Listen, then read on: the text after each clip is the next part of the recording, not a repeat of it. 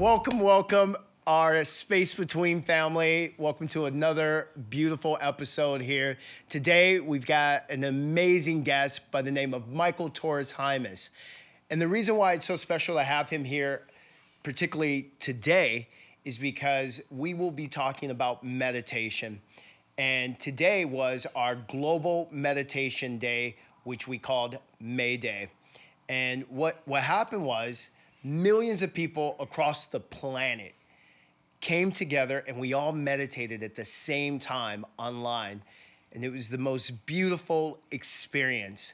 And the reason why it was so symbolic with having Michael Torres Jaimes here today is because meditation absolutely saved his life. So it's a great topic and you're in for an absolute treat. You guys spend some time together? Okay. So yes, Michael Torres and I spent time together. Yeah, we did. And the time that we spent together. But what does that mean, we spend time together? What does that mean we spent time together? What do we do spend time together? Okay, so we actually did time. We actually have done time together. Yeah. Let's say hi to Michael. Michael Torres Jaimes. Honored to be here. Honored to be here. Thank you guys for having me here. Thank you for coming, bro. Yeah, and such an honor to be here and to share the space with two amazing humans.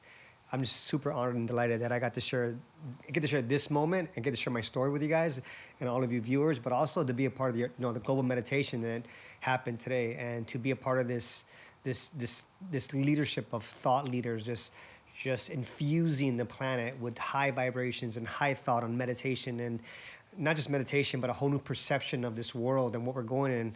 I'm super honored to be here. So thank you. Thank you both for inviting me here. Yeah. We're so honored to have you. And let's talk about doing time. It's a phrase that's used for those that don't know around being incarcerated, right? There's a phrase around doing because you have to go in there and do this time, get out of the way so that you can get out and go back to your life, right? But what we learned was not only is it about being, right? Because how many of us are out there doing time and always caught in the doing and the busyness of the doing, and we're never being happy, right? So it's a term that's used for a prison term, but it's also something I think that's really beneficial to look at, just how we view time. Right. Because the opposite of that is time doing you. That's right. Which is why we say, do your time. Don't let the time do you. That's right. And which is the beauty in this, especially this specific topic right now, because the way you were able to do the time was through meditation. Right. Which we know, right? Today and just in general, meditation, there's no doing. Meditation is being, and being present in the moment, which is what I think one of the biggest gifts that I know I took away with, and I know you took away with as well, which is learning how to be more in the being state, right? Because there's three concepts around energy, and I'm not sure if you're familiar with this, but it's called be, do, have. And most of us are living doing so that we can be, so that we can finally have something. What does that mean? That means we're like living this crazy lives, doing all these busy things in the doing all the action, doing the certificates, the college degrees, the work, all these things that we're doing, so we can finally be happy, right? So we can finally be happy and having the thing that we want, or we're doing all these things so we'll finally have the degree so that we'll be happy, right? These different ways of looking at life. And I know that this can actually be super detrimental to human living. And we've seen the examples of this when the stock market crashed back I think in the 80s, where a lot of corporate people took their lives because they were doing to have so that they would be successful, right? And so what happened when the external changed, the having changed, right? Their sense of who they were went out the window. Yeah. And so I think one of the keys, and I know one of the keys, is to come from a place of beingness. So right here, right now, you are whole, perfect, and complete. You are already successful. You are already joy. You are already love. And from that space of being, we can take action. And from taking action, we'll have certain things, right? And then we'll, and then the doing, and then to have the certain thing at the end. Right? Let's talk about your childhood, man. Yeah. Like, kind of what drove you that way? Because, I know some of your experience as a kid, Yeah. Can you tell us how you ended up in LA in the business that you got into? Yeah, yeah. No, but, first I just want to say like humble gratitude for both of you for inviting me here to be on this sacred in this sacred space in this sacred conversation. Um, and I'm really like having this moment. Even when you said master coach, like it was kind of weird because like this is something that I've envisioned. I didn't know it was going to be necessarily this place, but I knew that I'd be doing this work. And when I had those visions, it was a long way from that. It was a dark place that I was living in, and it seemed like a very far road. So just to be able to be here and to be in your presence, both of you, and I've gotten to speak with you, Joey, and you're an incredible human, man. Thank you, bro. Yeah, yeah. So Thank you, bro. and Yeah. Kane, I've known him for a while, and I'm just very humbled and grateful to be here. So I just kind of want to say that Thank off you. the bat. Thank you. Super honored.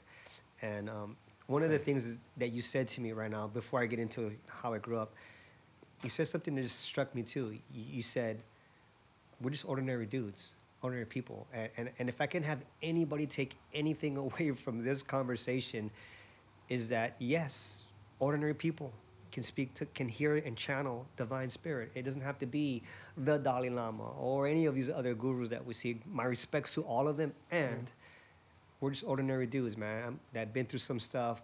We all have different stories. You don't have to go through my journey to awaken or any of your journeys, but if I can impart anything, is just that we all have that within us, within inside of us. That potential is within us, and so, and I think it's innate. I think it's innate in all of us. I don't think I know it's innate in all of us. I know it's part of our nature, of our childlike nature. When we're young, we're gregarious, we're outgoing, we're fearless, we're inquisitive, and we're giving, we're loving. We don't hold grudges. We don't have resentment. And for me, a lot of my work has been getting back to that, getting back to the childlike nature, not the childish nature. If you know what, what I Can you mean, say that right? again, man? Right? Getting say- back to the childlike That's what's up. qualities, right, and not the childish, nature of us. What's up? And I knew growing up, very very early on, I was born and raised in Honolulu, Hawaii. So I was raised in paradise, and and a lot of my life was paradise, and some of it wasn't. And I know that growing up, I had this sense of very young, and this wasn't instilled by my parents, that I could do anything I wanted. Like I could, whatever I wanted to do, I could do. I don't They know instilled that in you with your dad and They did mom? not. They did not. You just instill felt that. it. You just felt I those. just felt it. Right. They love them, respects to them. Absolutely. But they instilled the opposite of that, and it was their way of how they were. It's how they were raised, and it was their way of motivating me. Was Very religious? they were Catholic. They were Catholic, but not so following the religion. But the style of my father growing up, and what I remember a lot of it, and I've tried to search for good memories, and I had a really hard time finding them sometimes, and I wanted to find them, but there were memories, a lot of like never feeling good enough. Hispanic parent, very hard. I was punished in a way where today it would be called abuse, and so it seemed like no matter what I did, I could never be good enough for my dad. And I always wanted to just be good enough for him. I wanted to make him proud, and so that was contradicting this knowing that I could do anything I wanted to, right? And then my mom, not so much putting me down, but my mom is like, no matter what I tried to like love, like it was like very standoffish. So I never got this love. So two universal beliefs that I've come to understand that we all have is not feeling lovable, not being lovable, and not being good enough. These are universal beliefs in my work that I do. Yeah. Didn't know that back then, though. I'm a kid, right? What the fuck do Right. I know about universal beliefs? I'm just like, don't feel good enough. I don't feel loved. Yeah. And so it became a lot about trying to prove that I'm good enough a lot in my life. And to as far as the being lovable, not so much prove that I'm lovable, but holding people at a distance. Because if my mom didn't love me, who would? Kind of thing, right? And the not good enough belief that I created, my unconscious mind created, I began to try to overcompensate for that by trying to do really good. Problem with that is that the belief's still there. So no matter what you do, it's just never enough. There was never enoughness that was instilled really early on. At the same time, I was having these beautiful experiences as a child. I would, in Hawaii, I would go to the beach and surf and connect with the nature and feel so at home. I would, I would climb the streams and just hop on rock to rock alone and connect and go up alone with myself and nature. I would climb trees and jump off of trees. I had this, at the same time, I was like, I can do anything I want, right? I can create anything I want. At the same time, I had anger. I had a lot of fucking anger going on because I just wasn't, like, I was getting spanked. I didn't fucking like that shit. I wasn't, right? Well, I don't think you're supposed to like it. I didn't like that. And then it was like, yeah, I know, right? But I hated it, actually.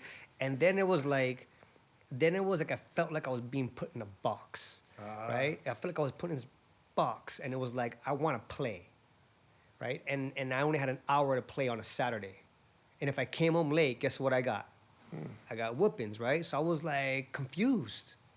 Why am I being punished for wanting to play with my friends, right? I'm a kid. That's what I'm supposed Right? to do. I was a kid, right? And so Yeah. that was the anger that started to cultivate. And what I didn't know then that I know now is that if you don't manage your emotions, if I don't manage my emotions, they get suppressed. And they build and then build and then build and then build. And then eventually it needs an outlet, right? So that outlet became where I would take it out, on certain things, and I found myself, as and just being very vulnerable and honest, something that I'm not proud of.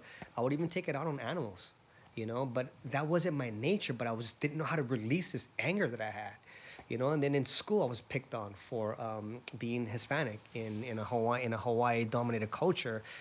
And then I threw a punch, and then I got respect. So I thought that's the way to let it out, right? So at the same time, I was creating this persona of who I thought I needed to be To survive. to be liked, to be loved, and to be respected. But that wasn't me, though. But that's that facade I started to create, And so that's my early childhood growing up in Hawaii. Went to a private school, so I should have done good, right?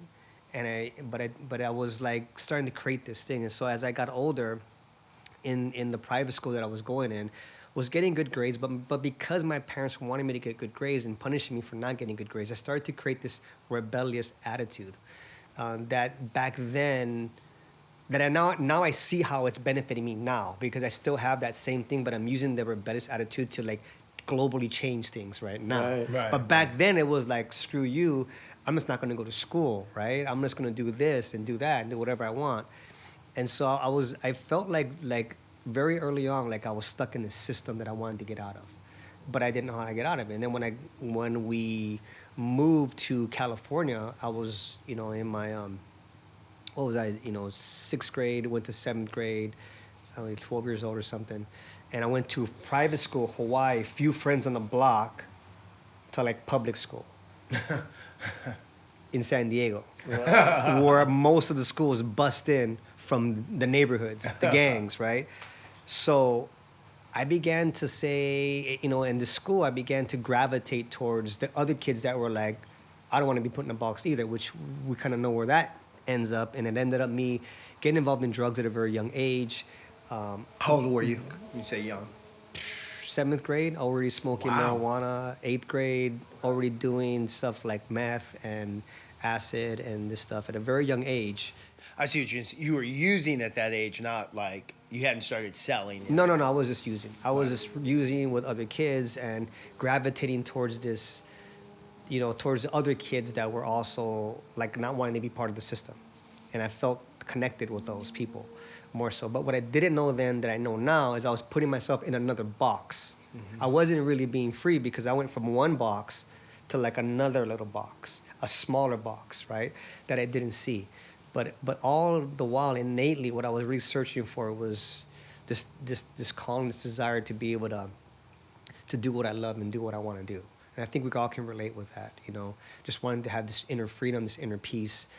And so that continued, and throughout that path, yeah. What did you, back then when you were in that space, what did you see yourself being or doing?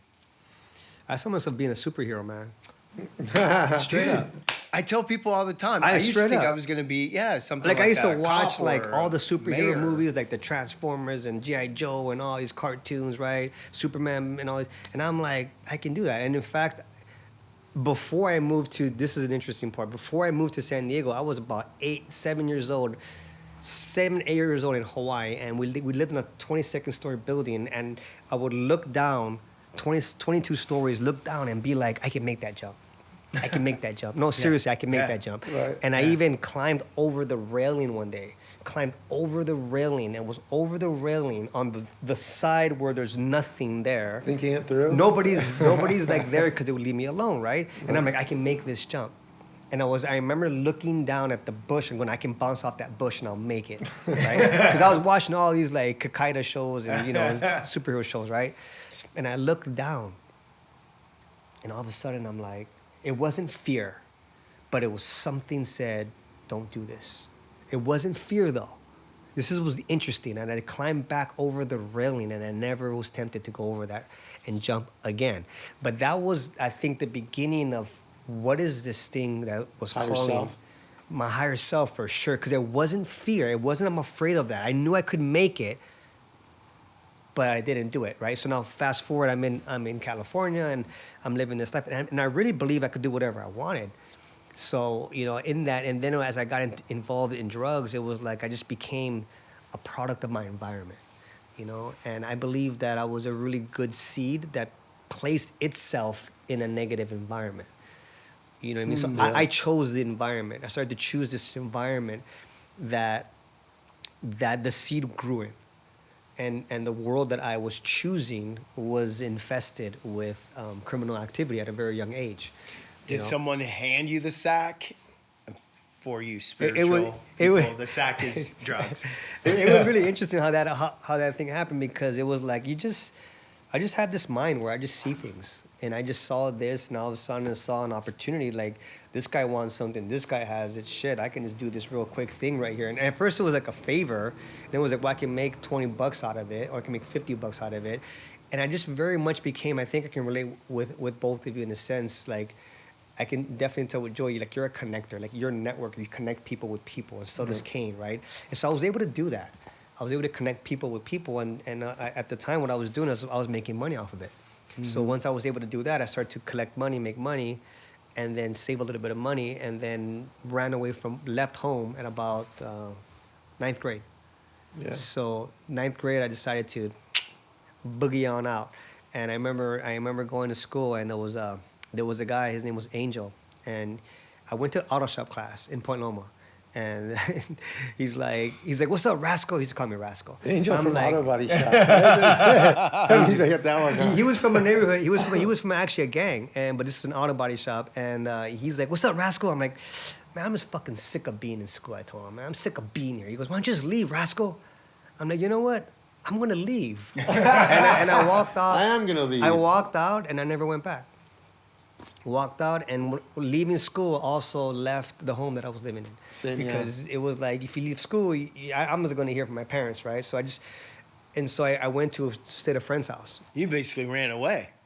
God, how old are you in the 9th grade? 14. Yeah, I was about 14. And so I moved in with a friend, and this friend that I moved in with was involved in a gang. And so I became involved in the gang. But something felt wrong even when I was in there. Something felt off. It's hard to explain what it was.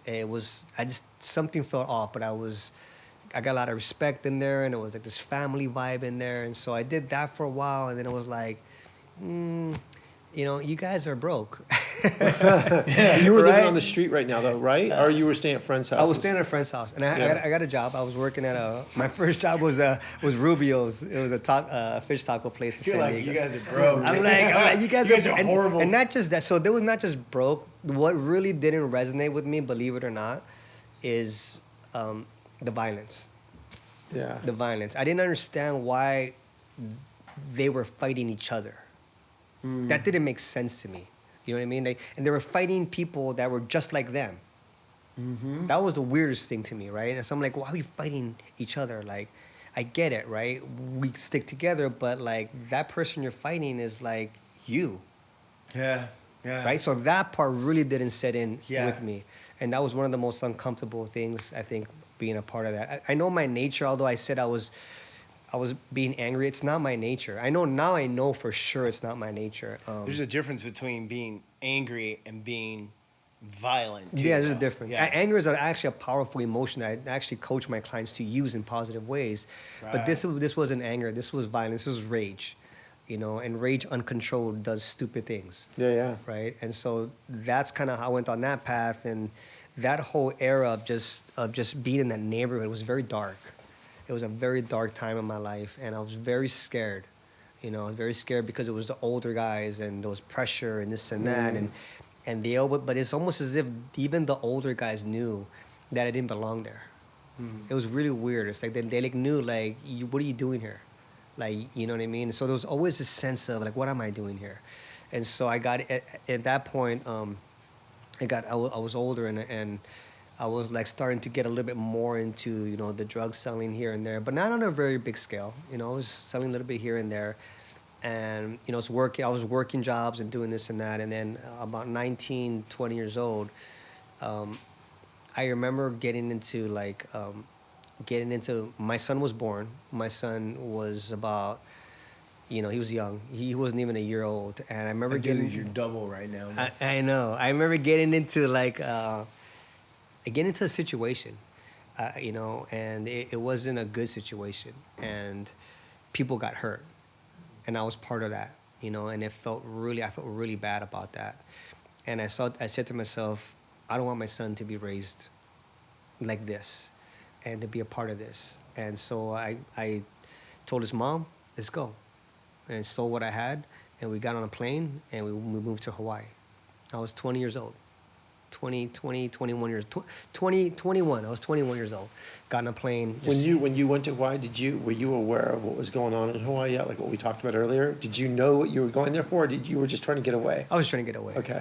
No, I was like, I'm gonna get away. I'm gonna go do something different. I'm gonna do something positive. I'm gonna raise my son in Hawaii and give him the life that I remember. Because even though I talked about some stuff in Hawaii, it was still pretty darn good. Like, I was at the beach and I was going in the valleys, right? And there was good parts to it. Right. So I wanted my son to experience that. But what I know now, which I didn't know then, is you can't run away from your beliefs. Right. You can't run away from your unconscious beliefs. They're always with you. So you can put yourself in another environment, but if you don't work on the inside, you're going to create the same kind of outcome. Right. So in Hawaii, I tried to do the right thing, but my programming and my unconscious beliefs were just bringing me down. It was a matter of time before that happened. And then my family moved out to Hawaii. I moved to Maui with my family. I broke up with my son's mom and went through a depression state, and then woke up from that, and then ran my dad's restaurant. But then as a guy started to come in there, and I noticed him, and I recognized the style of this person, right? Like, okay, I know this dude. This dude's doing some things. He's rolling, right? He comes in and throws money around. So you knew what type of dude he was. Yeah. And you I think you know him. You met this guy. I know you met him. His name was George. He was a paisa. And George was my crime partner. And we met, and long story short, we started to move cocaine in Maui. And he was a paisa in Hawaii? Yeah, he was from Mexico. And he was moving cocaine in Hawaii. You gotta remember, his dad is basically a paisa too. Yeah. His dad's a paisa straight from Mexico. Right. And so it was interesting because I took him out with me, and we were partying, and I started noticing that he was making some calls. I said, hey, I know somebody, maybe they could get some, and sold that. And didn't make any money out of it. Didn't care really at the time, because I'd already left that. It's been years since I was involved in that. But he's like, hey, the guy that he gave it to was calling me again. And I'm like, hey, this guy's calling me again. So why don't you just take some? Nah, I'm cool. I'm not really doing that anymore. He goes, no, just take it. So he gave me a little bit, and it just went so fast. And then I asked for more, and it went fast. And then next thing you know, it's like he couldn't supply how fast I was moving it, and he couldn't get it any cheaper. And all of a sudden, I'm like, it just starts. Well, I used to live in San Diego, and I know people over there. I'm sure if I call them up, we can get it a lot cheaper than what we're paying for here. And that was how we started to go to a whole nother level at that point, and started to transport huge amounts of quantities of drugs to Hawaii, and just How? within a few years was That's what I was gonna ask you. yeah, I was about 20, 26, 27, and 29, I was, multimillionaire. I was making lots of money. I went beyond Hawaii. I Yeah. moved from Hawaii and moved to San Diego, and long story short, just created a network of transportation, moving from Mexico to Hawaii, and to the East Coast, and then shipping all over the place. And 29 years old. 29 years old, thinking that I had everything solved, thinking that money, and you said this to me earlier, like I had this belief, I really believed that money could solve every single fucking problem that I had. So my main focus was to make more money. And so that's what I did. I just made more money. And I really looked at money as my God. When you said that to me, like it hit me hard. And so I got slapped in the face really hard with that belief, because I remember praying to God one day in the mirror, high on my own supply, which I never did, and I was doing it. That's how out of control I got, and just going like, "What the fuck am I doing?" Looked at myself in the mirror, and I started to cry. I started to just cry. I just started to cry and be like, "God, help me get out of this situation. I don't know how to get out of it." I just felt so trapped in this life that I created, and I knew it was wrong. At that point, I knew it was wrong. Now, prior to that, I didn't think it was wrong. What was that? What was that? Yeah. Yeah, go ahead, Joe. Well, I was going to say the way I grew up, I was almost looked. I watched mafia movies. They taught me how to hustle. My dad was like a pimp and heroin. I said that's like they taught me to hustle. I just watched. You know what I mean? Like, they didn't have to teach anything. You just watch what they're doing. You're like, okay, I could get this, this, and this if I act out. You know what I mean? It's just watching the Same thing. the older people and then go, okay, I can get that and that by doing that. Absolutely. And I was same thing. I watched Scarface and Godfather and all these movies, right? And I remember when I was in prison, right? Because You guys are watching Godfather and Scarface, Yeah, and I'm I like- was watching Heat. Yeah, I watched that too. That was one of my go-tos, man. I was watching Dog Day Afternoon. That was one of my go-tos, right? So Can I- it's like, Can I ask you this? What was that point? Because I know for myself, there was that point where in the beginning I knew I was doing wrong, but as I continued, I started to justify, and then there was just this long period where I had no conscience behind it. Yeah. I knew that I was supposed to be doing something else, but the actual conscious of like, okay, you have to stop this didn't hit me till a lot later. We know it was the lady. What was the defining moment with you where it was like, okay, this didn't used to bother me, but like, whoa, I know, man, I need to get out of this. Yeah. I think because I was 29 years old, and I'd never been arrested. Mm-hmm. And I'd done tons of dirt. You went to 29 and never got arrested? Never got arrested. That's fucking great. And I firmly believe it's because I didn't think I was doing anything wrong before. Got it. I didn't have any guilt. I just felt like this is my hand.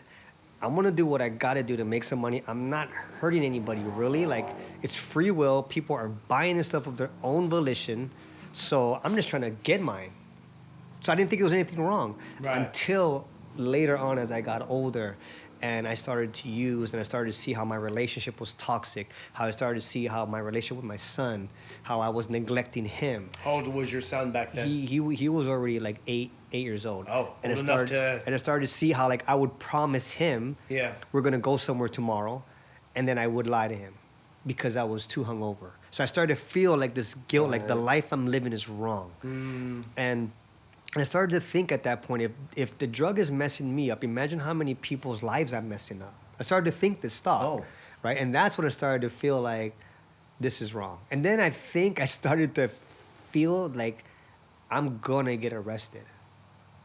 And then I'm like, holy shit, I'm gonna get arrested, right? It's like the moment you said to yourself, I'm doing something wrong. Now you know, okay. It was like... Yeah, it's like I felt the heat coming. It was really weird. And the people that were closest to me, I couldn't trust them. I just felt like they were... I don't know if you guys ever relate with this, where somebody's looking at you, but they're looking at taking what you got. You can feel it, that street smart feeling you got. Yeah, And it was sometimes always you don't know, that but bad. if it's intuition, though, like It because you're is. street smart, you're like, because you pick up on things. So like if you're in any type of situation where you have to watch yourself because there's things around any corner, Yeah. you're gonna have that sense. So is Yeah. it street smarts? Is it intuition? Did you start using that Yeah. that antenna at an early age? I think that we all have it. I think I've always known. Yeah. This I was also not able to. I was able to not get caught all those years. I was always able to tap into something that led me through certain things, and I really was fearless. And that's when since I was young, that fearlessness of wanting to being able to jump off of that that building, the skyscraper that I was on, that I had that. I didn't believe that I had any fear. I just was like, I can do anything. Can I ask you a question? You know? When you were doing this, right, and you were selling dope, was there a part of you that wanted your parents to be proud of you, even that you were Absolutely. selling dope? Because I remember telling my 100%. yeah, that was a big deal for 100%. me. I wanted to tell them, have dinner, and be like, yo, like I really wanted them to be proud of me, like I had done something. Now thinking back about it, I was like, oh my god, but Yeah. I really thought I'd done something That's special with my absolutely- life. One of the things that I've always wanted from my dad was for him to be proud of me. Yeah. And so he believed that money, I got to my dad. My dad was all about making money. So I'm like, I'm gonna make money just like you. I'm gonna make money, more money than you. You're gonna be proud of me, right? And I did. And when I started to make more money and I started to have these houses and cars, he was respecting me more. It actually was really weird how that happened, And so to that point, to what you're saying, definitely. I think I that think- I think that's so much programming of society, though, where we're all judged Yeah. not by who we are, but what we have Yeah. or what we can give to you. Yeah. That's kind of becomes. I know my Yeah. biological father had nothing Yeah. to do with me until I was 30 years old and a Yeah. multi-millionaire. Yeah. That's when he wanted to Yeah, come in. So absolutely. it's kind of crazy. And that aside from happens. my father being a person who, when I described him kind of this person that nothing I did was good enough, my dad was like very successful. I mean, didn't speak the English language, moved to Hawaii, opened up a restaurant, opened up another restaurant, became multimillionaire. I mean, Really? my dad was making multi-millions in his restaurant, over a millionaire for sure. Retired when he was young. I mean, my dad is one of the hardest working humans I've ever met. But I understand now what drove him was his limiting beliefs. So limiting beliefs is what the work that we'll get more into the work, but a limiting belief can create a lot of success externally, but internally you can be fucking dying. A lot of really rich people out there who are miserable inside. These are some of my clients that I work with today. I help them gain the inner fulfillment so it matches the outer fulfillment. My dad had the outer fulfillment, but never had the inner fulfillment, which is why he couldn't give me the love that I wanted or to support, because he was driven by pain. You get that? Like pain. It's a pain driver. I teach a lot of in my classes that I teach, pull motivation versus push motivation, right? Like I'm gonna do this thing because I don't want that to happen to me, Right. or I'm gonna do this thing because this is driving me and pulling me towards this, right? The pain motivator burns us out. I was telling you with my dad, I was doing all these things to try not to become him. The Absolutely. whole idea was, and he was on heroin, so I don't really know if he could feel love. I know that he loved me, Right. but I think he was just so numb.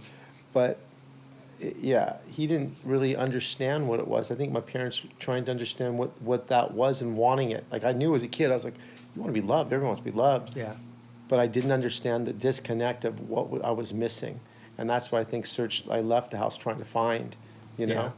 I think we all three of us have that common thread where we have these male figures, these men that, we feel just didn't give us the love. And I think we went out trying to prove so much and Yeah. some of it is like, God, I want you to be proud of me, and the other part is Yeah. like, fuck you, I'm gonna show you I can do this. Yeah.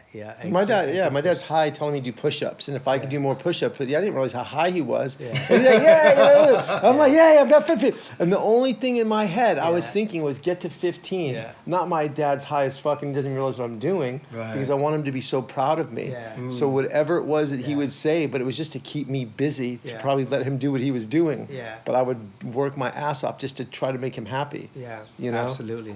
whatever was, 100%. yeah. And one of the interesting things you said, I didn't want to be like him, right? So what picture do you have in your head when you say that? What you don't want to be like, right? So this is the work. When you get deeper into how the mind works, which I fucking love, it's about changing the pictures in the conversation in your head, right? So if I say don't think about a pink elephant, right? What are we all thinking about? Right. Fucking pink elephant, right? But I'm saying don't think about it. So our unconscious mind doesn't process negatives, it processes pictures. And we become like the pictures that we have mostly in our minds. And the conversation, it's called auditory digital. We all have a conversation in our minds every fucking day, all day long. Yeah. It's, are you controlling that conversation? And is it a good conversation? Is it a uplifting conversation? Or is it a beating yourself up conversation? Is it a, I hate this or I hate that or I'm not good enough or man, why did I do it? I'm such an idiot. How many times do we say that unconsciously? Oh, I can't believe I did that. I'm so stupid. Right. Innocently saying that shit, but when you're saying that, you're affirming that you're stupid unconsciously, right? Yeah. These are the subtle things that we don't notice. That when you shift this thing, say, no, I made a mistake. Right. I made a mistake, right? As my son says, Dad, you're so human. Yeah. He I wish reminds my me son of- would say that. Yeah, does me yeah, that. you said- He says something a little different. You're so human. It's so funny how you talk about that because all the successful people, no, Yeah. I shouldn't say all, that's a very big Yeah. statement. So many of the successful people that I know, Yeah. especially the ones that are, didn't do it the right way, they don't have I don't want to be broke Yeah. thought process. They have there's nothing else for me to be but rich. I am owed that. Yeah. I'm gonna go get that. I Yeah. take that. Yeah. Their main focus is Totally different. getting money. People that are broke are, God, I can't be Yeah. broke. I can't be I can't be Right. in debt. I can't be in debt. So the two thought patterns Yeah. are complaining. Then we say, well, that guy's a bad guy. Why is he getting, rich and I'm a good guy and I'm not? Well, because Right. your thought pattern is I can't be broke. I can't Yeah. be broke, and his is Yeah. I gotta get this money. There's certain laws in the universe. I'm not sure. I know you guys are aware is that certain laws in the universe that you can manifestation and yogis have these techniques that can manifest literally coins out of thin air. I mean, I've been to India, I've seen it happen in front of my face with these yogis. They can. Right. This is real shit, Yeah. right? Right. So you can use these universal principles for even for things that aren't necessarily good, right? But you can't escape cause and effect. You can't escape cause and effect. That's gonna come back to you, right? So even though people that are making money on one end, if they're not doing it from alignment, other things come into their life, like their relationships suck, they overdrink, they're not really happy. Yeah, they might have money because they're tapping into certain laws that can create that. Yeah. But for me, it's like I want both. I want to have external wealth and internal wealth. And internal, and I will not sell my external for the internal. This is because now I have my values in place. I have my morals in place. I've changed my belief systems, and this is all I've really done. So anybody that's listening to this, that maybe you find yourself in a place, maybe not what I went through, but maybe you find yourself in a place where you've never done criminal activity, but you find yourself in a place where you're living in a job that you don't really love. Same fucking thing, Right. Yeah. right? Same thing. Yeah. People, one thing that I learned, and the one thing I think this, Kane, more than anybody, is the one thing we learned in prison is that we were in prison before we were in prison in our minds, right? And there's Yeah. a lot of people who are in a mental prison of fear, of doubts, not even neglecting that they didn't go through our past, but they're just living in this inner prison in their minds of being limited, being conditioned, right? Yeah. And so now I'm extremely passionate about breaking people free. This is what I do for a living, and just helping people set them free from the matrix. So And it's- this started back, if you think, so when you were 29, you go back and you're going to go your first time to prison, right? Yeah. So you're 29 years old, and this is actually where everything really starts to Shifted. kind of shift for you. Yeah. You started Yeah, explaining it's- you had visits from Master P, but it wasn't. Yeah, no, it wasn't Master P. it was It was interesting Paramahansa Yogananda. because when I described this life that I lived was like to the fullest, right? 100% to the wheels fall off, drug dealer and just person that was just like, $20,000 Rolex and cars and stuff. To go from that to have this shift, which is what happened when I was 29 years old, was incarcerated. When I was incarcerated by the federal government, the 300-pound gorilla came knocking on my door. Right? And I'm like, oh, shit. A gorilla knocked on my door before, too. I was like, okay, I fucked up. I'm like, they got everything, wiretaps. My mind just went to like John Gotti, right? When they get one of these people, they get everything. Was RICO? Was it a RICO? It was a conspiracy. It wasn't a RICO act, but it was a conspiracy. But what I found out as soon as I was in and I started to get the paperwork is they didn't have everything. In fact, they didn't have anything on me. They had me on a wiretap in somebody else's everything. My everything was not touched. So, in other words, my whole organization that was over here, nobody got indicted, just me. So everybody, and I was at the top of my organization. Yeah. And the feds knew this. They didn't know who I was working with, but they knew because the player that I talked to was a top player in his organization. So I didn't talk to the lower people. I talked to the main person. Right. So they knew because I talked to him, and they knew because that person told him who I was to get a lower sentence. Yeah. They were like, oh, you're a big fish, so we're going to squeeze you so that you'll give us all of your other fishermen down the line. And so that's the pressure that I was put in. And that pressure ended up being I was indicted, and I was looking at a minimum mandatory of 20 years to life. Yeah. And that's what I was sitting with. And that was the breaking point. That was a breaking point when I was like, it took me to such a low, such a depressed low, that it's what my ego needed to break. It was the only thing that could break my ego. Before that, my ego was always like strong enough to stand everything. But that shattered me into 1,000 pieces to the point that I was going to take my life. Sitting there in federal prison. Yeah. And that was about 2 months being in there. And at that point, when I was at that low, where I'm like, I want out. My son was going to be old by the time I get out. My parents will be dead by the time I get out. What the fuck am I going to live for? I couldn't see 20 years. I couldn't see past that. And so I was not eating. I was super stressed out. And I remember thinking, by looking in the mirror, looking at how raw my skin looked and how pale my face looked, I remember thinking, like, I'm literally killing myself with my own thoughts. Yeah. And you wouldn't cooperate with the government.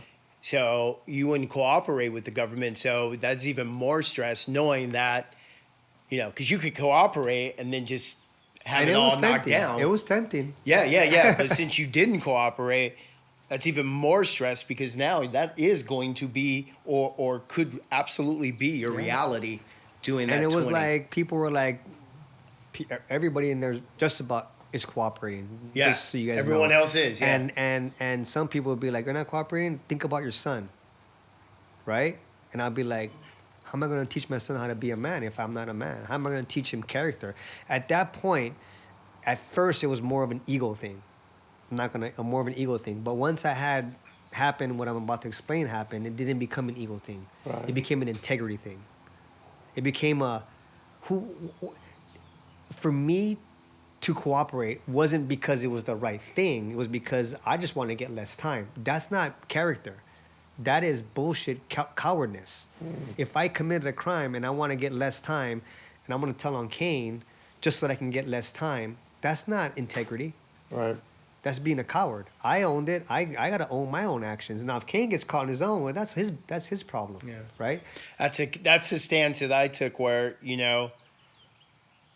though I did all my crime on my own, when I got caught, they knew I knew about other people. And it was like, give us those guys and we'll do this over here. And I was just like, wow, you know what?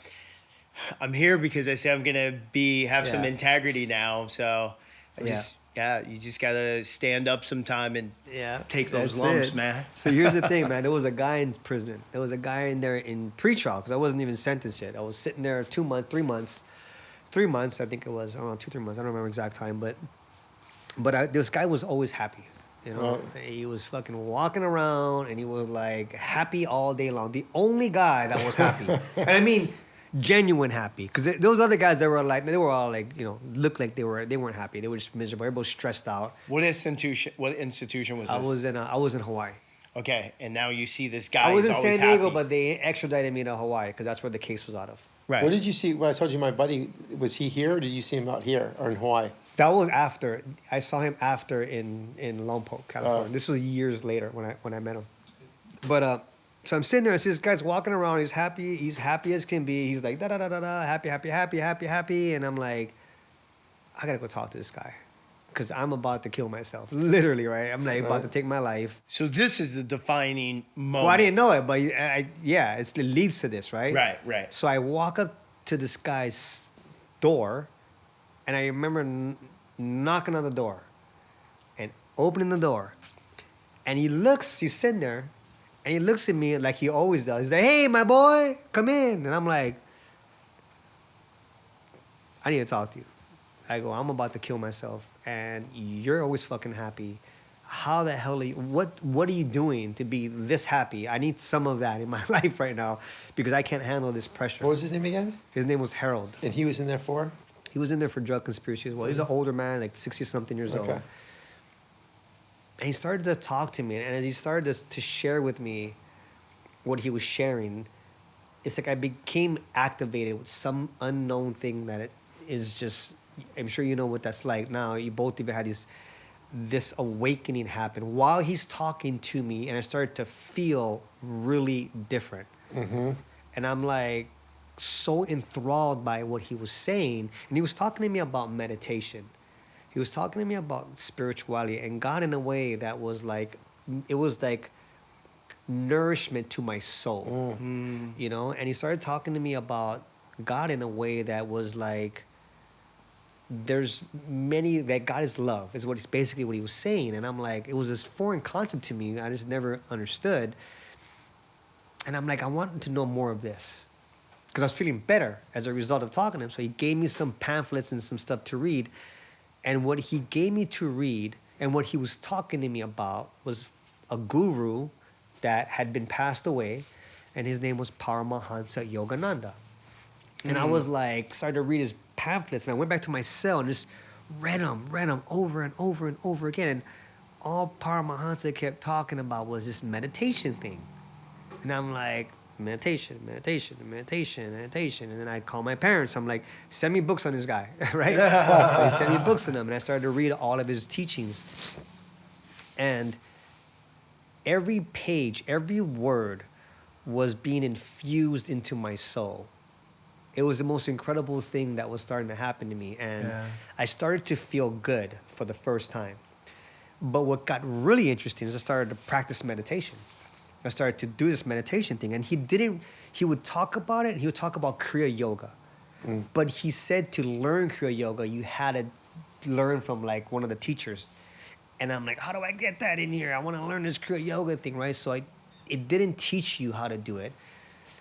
But I started to get other books on meditation. I started to teach myself how to meditate. And the more that I learned the art of meditation, the better I began to feel. How many other like dudes in there were because obviously you start talking to other dudes about it, right? So were there other cats in there that were meditating besides him that you started kind of, or you two? As I started to open up within myself, and I started to practice this art of meditation, and I started to learn more about, I started to ask these questions, right? These are the questions that was perplexing my mind. Who is God? What is God? And what the hell is my purpose? And what is my purpose here on the planet? Like those three questions were like in my head every single day. Who is this God? What is it? And this is right? You're saying 3 months into a 20 year, a 12 year? This is 3 months. 3 months into it though, right? You started going through all these things and having an awakening, like right at the beginning of your. Right in the beginning. Yeah. Right in the beginning, man. And I started to just, all of a sudden it was really weird because people would be like, hey man, my aunt sent me this book. I think you'd like it. And they give me like a book on like more meditation, or a book on like some channeled book from like the Pleiadians or something, right? And I'm like, that's a trip. You're reading that in there. That's I started to read all this material going like, and they just kept coming to me. It just kept, all these books kept coming to me. And Did you feel like, when you start getting that information, like that you want to start talking about it to other people? Because Yeah. you're sharing, like it's a new thing. So Yeah. you want to And start. there was a few that I did, but what I learned now that I didn't know then was basically that people have to ask before you start talking about that stuff. Yeah, Right, that's right, yeah. because prison's a different place. Right, so that's what I'm saying. How did that go over? Yeah, because it was really interesting because I started to draw people that were like, dude, you're happy, teach me. That started to happen. Okay. Right, not in the beginning, but it started to happen as it unfolded. Right, so I started the spiritual awakening. Long story short, I started to have these profound experiences. Started to study, so I dedicated myself to study. Right, and so for 10 years, while I was in there, I taught myself how to read and how to write and I used to write notes and study and spend hours and hours and hours in meditation. And I started to coach men in there. I started to coach men that were open. I started to lead groups of meditation while I was incarcerated, and continued that practice. And then when I all the way and knowing, I started to get these visions that I'll be doing this work and teaching people and speaking to people on a large scale. And I was like, okay, whatever, right? I don't really understand how that's happening. And then I finally got sentenced and I went to the bigger prison and kept reading, kept studying, and that's where I met Cain. So yeah, so when you were about to leave, but you actually started doing meditation in prison, and you met Reverend Michael Beckwith there. Did you have a chance to meet him? I did. And so let me try to explain this to you guys as best as I can. Yeah. Like, what prison became for me very early on was what people call an ashram. Mm-hmm. That's exactly what because I started to read about ashrams, and I created an ashram basically out of that environment because I was disconnected from everything. This is what people do. They go to an ashram, they don't have cell phones, they don't have connections, they don't have people, they have TVs. And that's what I did. That's how I used it very early on. And because I had my awakening, like literally 3 months into this thing, I started to read books on Eckhart Tolle, Wayne Dyer, Deepak Chopra, Urantia book, books of Enoch, Bhagavad Gita, and Buddhist texts. I mean, I started to study so much stuff that I started to get this conflict. One of them was this school of thought of this kind of like a Buddhist, everything is as it is, and being very non-attached to things. I started to step into that space of like real Zen, it's because of all the meditation I was doing. At the same time, I was reading stuff like Wayne Dyer's book, like The Power of Intention and Creating Your Reality. So I started to kind of question, like, which one is it? Like, is it one or the other? And that led me down this path of trying to understand how to incorporate both of those schools of thought in a way that's really that marry each other in a way. And so I said to myself, if I'm part of the universe, if I'm part of God and God is me, then I can create myself out of this situation, right? Right. And so I hadn't been sentenced. In fact, I was fighting my case. So I started to tap into this power of thought, power of universal creation, and I applied it towards creating my situation to be free. So I went to federal trial, which people were like, you're fucking crazy. Like, you don't fight the government. Like, what's wrong with you, right? They have they have a 99% conviction Right. rate. I mean, literally. Right. For all reasons why I'm not going to really get into, but it's set up so that they don't lose, basically. That's the way they created the federal guidelines, is to not lose. But I went to trial. And I felt that it was the right thing to do. And I was meditating, I was seeing it, I saw myself being released. And the day came when I was going to trial. It took me about almost 2 years, a year and a half to finally get to trial. And when I got there, I sat there in trial and everything went wrong for the government. It wasn't going their way. But at the end, I got sentenced. The jury found me guilty. And I remember going like, oh, I'm, 20 years, right? I go back to my cell going like, okay, you know what? Let me just accept what is. It's not over yet. And I for some reason, I was drawn towards the book of Job in the Bible. So I started to read the book of Job. I started to read his story. And for those of you that don't know the book of Job, he went through a lot of crazy stuff and sickness and illnesses. And seemed like he had so much bad luck, and he started questioning even God in the book of Job. So I was questioning. I'm like, God, what's going on? Let me understand how he worked through this, because he went through some stuff, you know? And so I realized in reading that book that everything that was happening to Job was happening for a bigger spiritual reason that he didn't see when he was going through what he was going through. So I just stayed focused. I kind of got back into my center. And in the federal system, they give you what's called a pre-sentence report. And that basically means, because it's set up under federal guidelines, right? So, and wherever you fall under those guidelines is pretty much where you're going to get sentenced.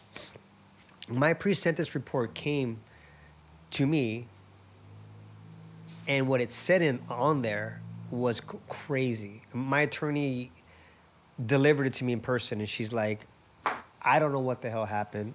I don't want to ask questions, but they're recommending 18 to 21 months. And I'm like, what?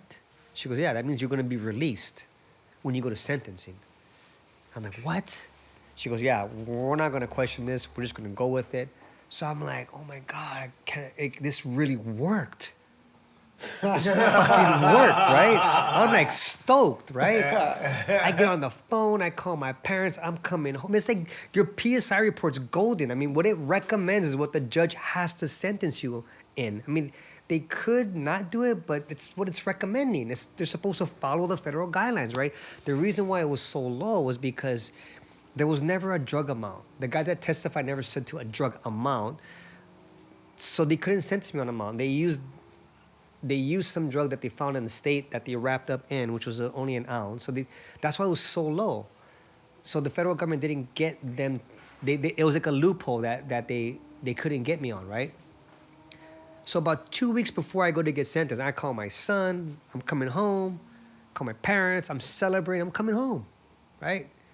So about 2 weeks before, I get indicted on a whole nother case that we knew about, but they said the evidence was so weak that they never indicted me on that one. This one was actually before this one. It was I was involved in two big conspiracies. None of them were my conspiracies. Remember, I had my own thing. Right. Never got caught for that. So here I was indicted again, and I'm like, I just went through this. Yeah. Right? And I'm like, okay, I'm going to do this too. I'm going to do this too, right? But I started to question myself. Maybe I should just plea out. The government gave me a deal. If I would have pled out, it would have been like 3 to 4 years, 5 years, I think. But I'm like, I don't want to plea out. I just beat the first one, right? I'm going to stay. This is their bluff. So I went to trial the second time. What they did, they said, we're not going to lose the second time. What they did is they got somebody who had not testified, they only had one person, long story short, one person that was saying anything. So they got another person. They offered him a really good deal to come in. And so now they had two. And these two people could collaborate amounts and all this other stuff. So I went to trial the second time. And that's when I was sentenced to 12 and a half years in that one. So now I got 12 and a half years. Now I got sentenced. Like when you get sentenced, it's like, oh, there's still the hope of an appeal. So I held on to that hope. But in that moment, I had to accept what is. This is where I got to learn, when people talk about accepting what is, there's surrendering to what is freedom. So I surrendered to what is, and I just got back centered. And I said to myself, okay, what is this, but that's not necessarily what it's going to be, because there's always a possibility of more, right? Yeah. Accepting what is doesn't mean you give up. It just means you're accepting the moment. So I accepted the moment, knowing that the universe can open up doors for me. Exactly. So I'm like, okay, let me go do this and see what happens, right? So now I have to go to like the big prisons, because I was in FDC, which is, detention center. Detention holding, yeah. So now I'm still doing my practices, still doing my meditations, I'm still doing all my work. Right. And I asked myself, how do I want to show up? And this is where I got to really, really get deep into, I'm going to be who I am. I'm gonna stick to the spiritual path. I'm not gonna hide behind my spirituality, which you've known people that can do that. There's like you can go in. There's like a thing you can go in there and be like, oh, I'm a Christian, and then they leave you like alone in this little corner. But Jesus didn't do that. Jesus didn't go hide. He hung out with the tax collectors and the criminals, and he hung out with all these. So I'm like, I'm gonna go be me in these situations. So I made a decision that I was gonna go show up as me, right? And so I did. And so the interesting thing is that I led with spirituality, and that actually helped me survive and make really good decisions. And I was always at the right place at the right time. It seemed it was really weird. Like I got to the bigger prison, and the main guy from the yard, right? I don't say the main guy, like the main shot caller, like that runs the whole yard, gravitates towards me and say, hey, what's up? This and that. Oh, you're from San Diego? From San Diego. And but he happened to be the guy of not only from San Diego, but was running the whole yard. And I'm like, yeah. He goes, did you know so-and-so? Oh, yeah, I know so-and-so. He goes, man, I got an extra bunk. Yeah, I want you to bunk in with me. And I'm like, okay. Like, the last person I want to fucking bunk with is this guy. Who's the shot caller? I'm trying to just do my time and go home, right? The universe, God has a funny sense of humor. So I ended up being bunkers with this guy. And I remember as soon as I moved in with him, I said, can I talk to you? Pulled him to a place that just him and I were at. And I said, check this out. This is what I'm about. I'm about spirituality, meditation, and this is what I do with my time. If the homies need me, I'll be there. But if you don't need me, this is how I'm gonna run my time. And I looked him straight in the eye, and I told him this. And he goes, respects, homie, do your thing. So I did. That's how I did. So I woke up every day, meditated, had my books in my backpack, and it was like a see-through backpack. Went to the law library and studied and read and meditated, and in this place that I was at, there was this diamond of a lady. Her name was Cindy Serlencion. She was a drug counselor, and she had this amazing. Did you know her? Yes. She was such a freaking. She was amazing. Just like a God-sent woman. So she took it upon herself to bring in people from the community to us, and she created every lunch. She'd have these meditation circles. And I'm like, are you kidding me? Like, oh, fuck, I love this, right? I was all into meditation. So I got to be part of these meditation circles, but she would also bring in people from India, like Diksha. She'd bring in Agape. And this is when I met Michael Beckwith. And she would bring in all these different, like, Kundalini yoga teachers, right? And it was once a month that she'd bring the big groups in. And it was such a blessing to be there and to have this. And so I'm just like, floating, right? Like floating, going like, I can see now why I didn't win that second case. I can see why now the universe needed to mold me more. Then I started to read these interesting books about the 10,000 hours and 10 years, right? And that's what I got. I had 10 years to practice, to master my craft, to master me, not my craft. Prison wasn't about me coaching. I did coach men in there. I did counsel, but it was really about me. I wanted to understand what the hell, how do I end up here, and I don't want to ever come back, right? How do I become a better human? And so that's what I spent 10 years studying and learning.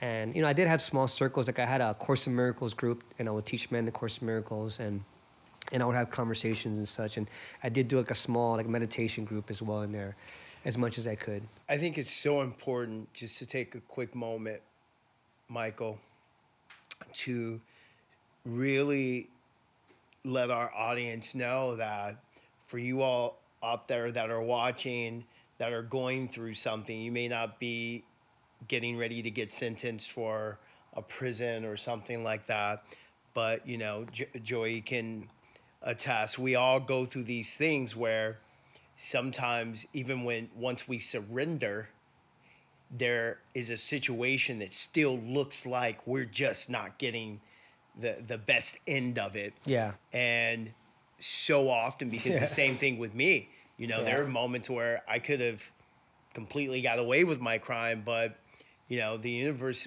wanted, God, the universe, however you guys recognize it, wanted us, Yeah. wanted us Yeah. to experience the things that we were experiencing, because that's where Joey says this thing.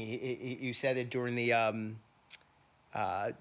testimonial, do your testimonial for the global meditation, where you said sailors are, well, why don't you say it, Joey? Well, it's by Rumi, but say, great sailors don't become great sailors sailing in smooth seas. Yeah. They become great sailors. Like, who are you going to choose? You're going to choose a sailor that was out just chilling, or the one that was battling rough Yeah. seas. Yeah. So really, it's times like this. We're dealing with the time right now. This is it. Yeah. We're all confined to our houses. Yeah. There's all these things that are being said to us. 100%. If somebody dies in our family, we can't even go mourn their death because we Yeah. could get sick.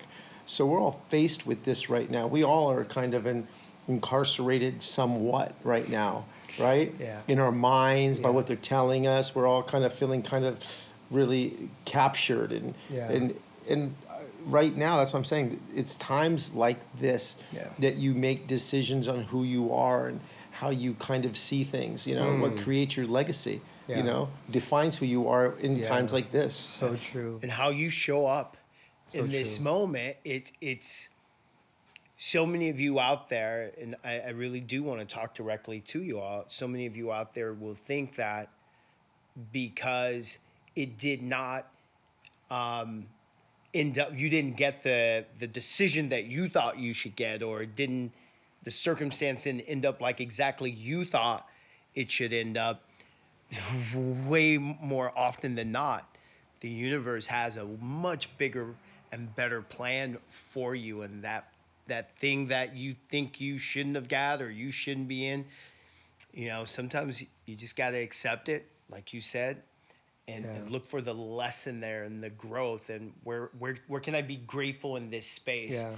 That's where the universe just goes in, and God just does this amazing work on us, man. And Yeah. I got to witness that work with you. Yeah.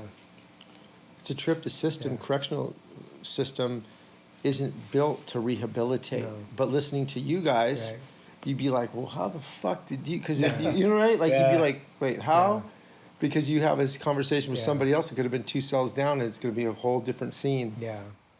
Yeah, you're right. It's not built to rehabilitate, but I believe that there's anomalies that things happen so that they can lead and show that there is a way to overcome things. There it And is. That's what like Cain is, and I believe now I accept and I own that. I own my purpose, and it was a beautiful experience of learning what it's like to be me, regardless of the pressure of how I was supposed to be. Because if I could do it there, I knew I'd be able to be successful out here. Right. Because I spent a lifetime trying to be who I thought everybody else wanted me to be before. And I think that's one of the big takeaways, and like you said, And so often to that navigate is those seasons, huh? so often that's a test. That Yeah. is are you gonna be who you say you want to be? Yeah. Because it's easy to get that light sentence and then Yeah. go home. And so many guys we've watched, Yeah. Joey, we've watched so many guys, Yeah. and I think you touched on it before, where they get inside this place that's this big scary place. Yeah. And you all do it in other parts of your life, maybe not prison, but you get in this place where you're having this hard time, so you kind of start walking the right way. But soon as things gets comfortable again, it's easy to drop back Yeah. into those old ways when you Yeah. don't Yeah. have to be this Yeah. over here. And for you Yeah. to keep your journey and keep your integrity, and for you, Joey, when you were faced with what you were being faced with, losing your family, you losing this, losing Separated. separated from your family. As I lose, I used to say that. I like that. I That's like okay. that you corrected me on that. It's not losing. We never really lose. Nothing's ever lost. Right. Right. Thank you, Joey. But being separated from that, and separation from the finances, we can tend to think that, okay, that's it. And a lot of times, the true gems are when we have nothing. Who do Yeah. we show up as, and how do we show up? Yeah. And you you kept fighting. You kept fighting the good fight. When I say fighting, you kept. Well, you believe in standing yourself. your You belief. believe, it's like I did believe, because people looked at me a little bit like, oh, Joey's a little crazy, he drinks, he gets in trouble, he's a fight, da. So the perception was I was out there or a little bit different, or, you know what I mean? But at really, because not going through the school systems and being indoctrinated with all their shit, I kind of had my own belief system that I put together for myself. Yeah. So I kind of had this belief system. I didn't believe I was a sinner when I was born. I said, Ma, you're tripping. I was trying to kind of grow. I raised my kids Jewish. Right. I'm Italian, Puerto Rican. That that wasn't, you know what I mean? But it felt close to my tribe. So I was like, I could kind of get with that. Shout out to the Jews. Right?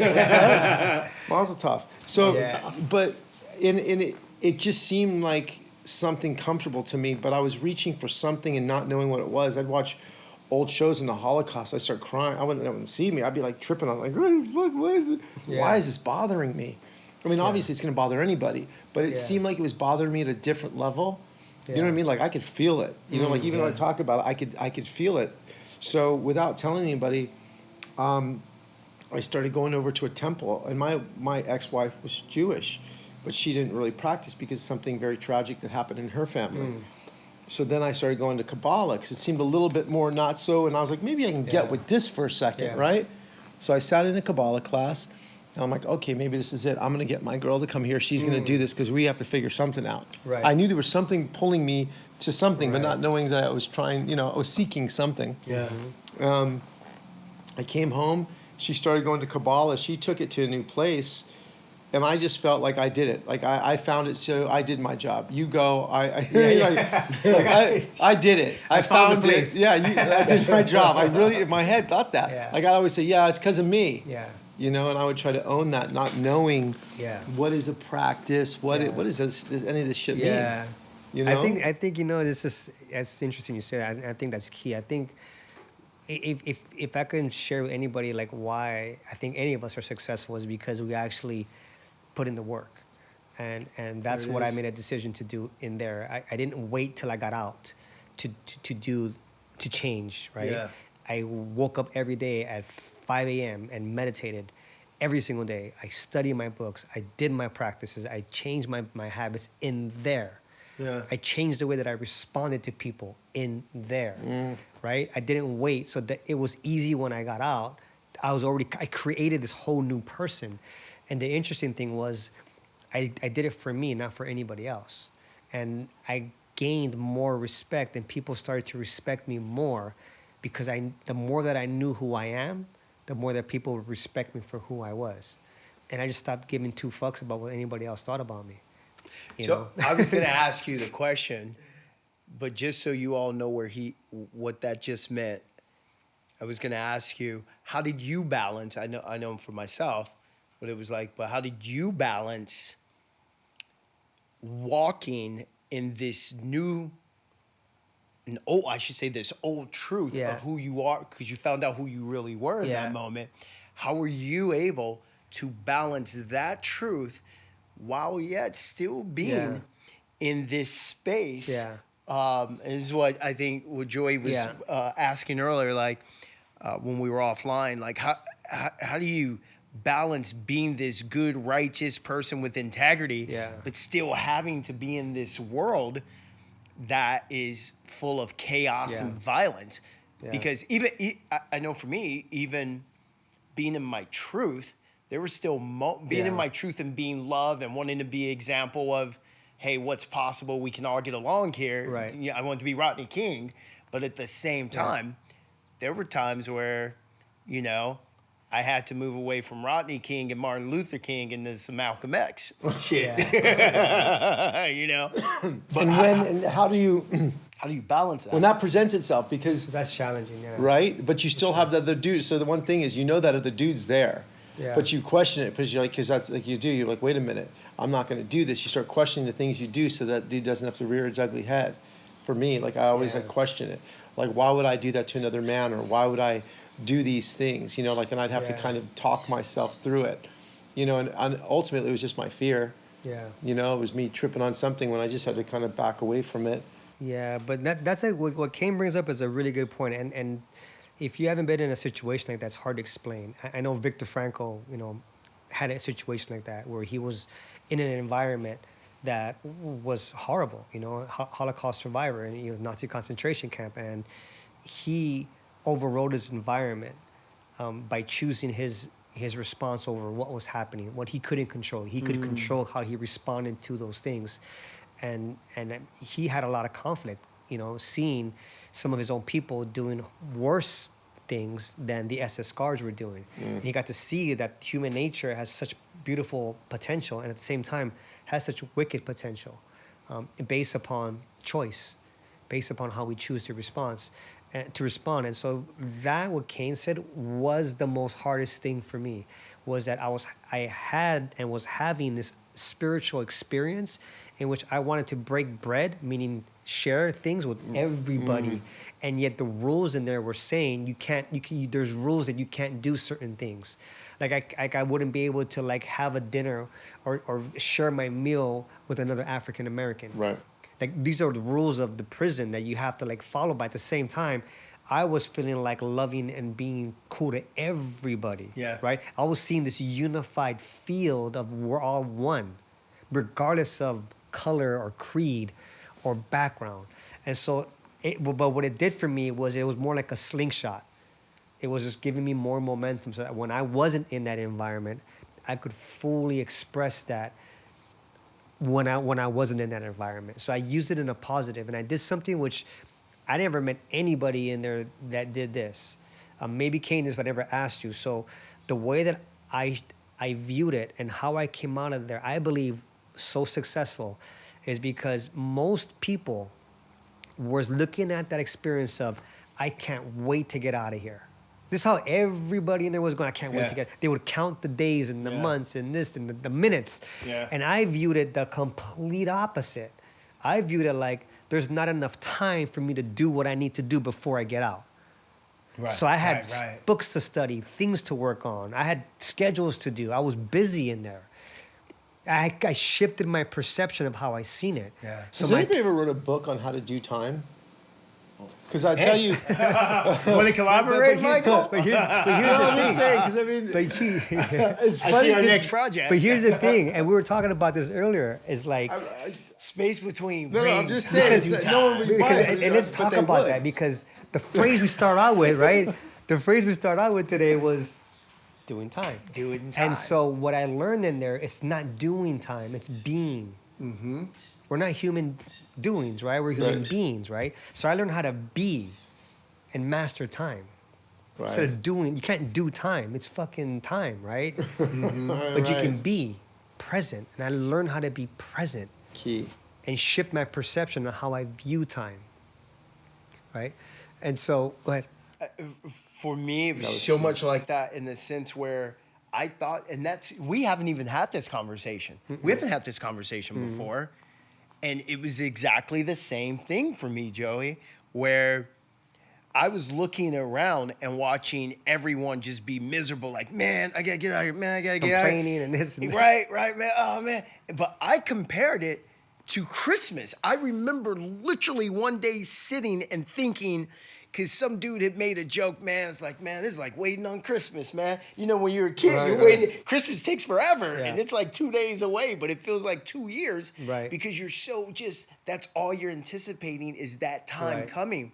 So what I did is I said, you know what? Like you, I got work to do here. Yeah.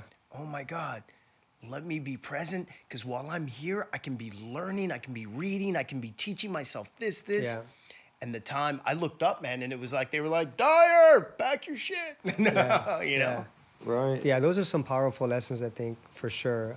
And we were talking about this earlier, and I kind of want to jump into this section because I think it's so important that right now on our planet, this moment, like this space that we're all of us in. I mean, this was so amazing today was you guys invited me to the global meditation that you guys put together. I mean, it was just incredible to hear some of these thought leaders echo what I'm feeling, echo what you're feeling, right?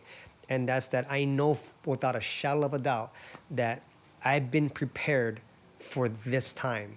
Like all that stuff of being locked up and incarcerated and being quarantined, right? Learning how to manage that. This is what we're learning right now how to do in this point. And when I got out in 2012 in January, it was not unicorns and rainbows when I got out. I got out with zero in my bank account. I had to wash cars, catch a bus, buy secondhand clothes. I felt what that felt like. Yeah. After being a millionaire, to be somebody that had to get secondhand clothes and catch the bus. And that humility and coming from that space and growing from that and building what I had to build and going through those struggles that I went through. It took me years to try to figure this stuff out because I was applying an old school of thought in getting out, which was hard work. Hard work, make money, and if you make money, you're gonna be able to get what you want. So I used that approach in the beginning, and I had my values in alignment. I was in integrity, but I was using the hard work method. And I saved my money, because I knew that if I had enough money, I'd be able to help people, right? That's what I thought. But the universe was like, no, that's not how it's gonna go down. But I didn't know that, right? So I'm working my ass off. I got a job working for a limousine company. My son remembers this. He used to come visit me, and I was working like literally 24 hours. I told the owner, give me the phone and give me a car, and I'll take every single call. I'm gonna be your #1 driver. And in less than 3 months, I remember that. I was the #1 driver working for this limousine company, but didn't have a life. I was sick. I wasn't sleeping. I wasn't eating. I was saving every single penny. Saved about 20-something, 23,000 within 8 months while on probation. Right? And then I'm like, okay, I know this is how it's gonna work. I went to this personal growth seminar called Size Seminars. And I met a guy, and he's like, hey, I have this idea. And he goes, your story's fucking amazing, dude. I love it. I just sold my company for $6 million, and this vapor business, vaporizers are doing well right now. And I'm like, is this what I've been waiting for? This to make money so I can go help people, right? I'm like, okay, let's do it. He goes, I want you to run the company. I'll put up the money. I'm like, all right, cool. So here I am running an online company, never even used a computer before, really, right? And went through that of learning how to market and scale, make videos in this product that I didn't even believe in, because I didn't even vape, right? But I'm going like, this is it, universe, thank you. I couldn't get the company to make profit. It was making money, but I was battling in China and all these big industries, and it was an online company, right? And the market was saturated. So when it wasn't making the money, my partner was like, I'm gonna inject another 30,000 into it, right? And I'm like, okay, I'm gonna put some skin in the fucking game. I'm gonna put my 17,000 into it. Put my 17,000 into it. Worked it another year and couldn't get it to work. And I had to look at it and be like, this isn't it. It was one of the hardest fucking decisions to make. I walked away from that company. I lost all the money that I worked my ass off to make. And I sat there going like, can you throw me a bone here? My God, I'm trying really hard to do this thing right now. What's going on? You know, I just lost my money, all sad, and I was like, feeling so. And this is when I was talking to you. This is when you and I were talking again. Yeah. Because we hadn't talked for years. I got a hold of Eric, he got a hold of you. And I'm like, I'm gonna put in for my probation to get released. I had 5 years. My probation officer said, you're not gonna get it. You only have 2 years in. You need at least 50%, but you went to trial. They know you're a high profile. You're not gonna get it. I put my paperwork in anyway, got released. Called Kane. I'm like, dude, I'm gonna come teach and I'm gonna come work at Emerging Leaders and help transform people's lives. Yeah. Broke. Got on a fucking plane, went to LA with hardly any money, worked for a friend that owned a escrow company that just opened up, says, go sell escrow. I got no idea how to sell escrow. I'm doing it in Glendale with all the Armenians, and I'm not Armenian. You know where this is going, right? I'm not gonna be successful in this. How am I gonna be successful in this? Armenians. I love them. But it's like, but if you're not in with them, it's like, you're not gonna get in with them. These people have 30-year relationships, and I'm here trying to get them to do escrow with us, right? Didn't work out. I'm driving an hour and a half, 2 times a week with Kane to go teach for free with Clyde Terry at Emerging Leaders Academy, right? For like a year and a half. Broke as a joke, man. Just feeling so like knew that I'm being of service, but I wasn't filling my cup, right? And I'm like, God, there's got to be a way for this to work out. I don't know how it's going to work out, but it's going to work You're out. like, I'm not selling vape pens So anymore. I'm in my integrity. I stopped doing the Uber thing. I stopped doing the escrow thing. And my friend Suro said, like, hey, take this Uber Black and drive that. You're a limousine driver in the past. You can make money. I'm like, okay. Took the Uber Black SUV. And again, worked my ass off. No life. 3 months, made 10 grand. Get into an accident with the same car.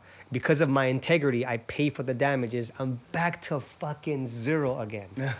And I'm sitting there this time going like, okay, this is 2 times, God. What am I doing wrong? What am I doing wrong? And it hit me. It hit me. I'm not trusting and putting my faith in the universe. I wasn't, and I kept hearing his voice going like, I want to give you everything and you're chasing crumbs. What are you doing? And I heard a clip from Jim Carrey, and he was speaking to the Maharishi group. And he's saying, I learned a lot from my dad. He was an amazing comedian. He took the safe job as an accountant, and he got fired.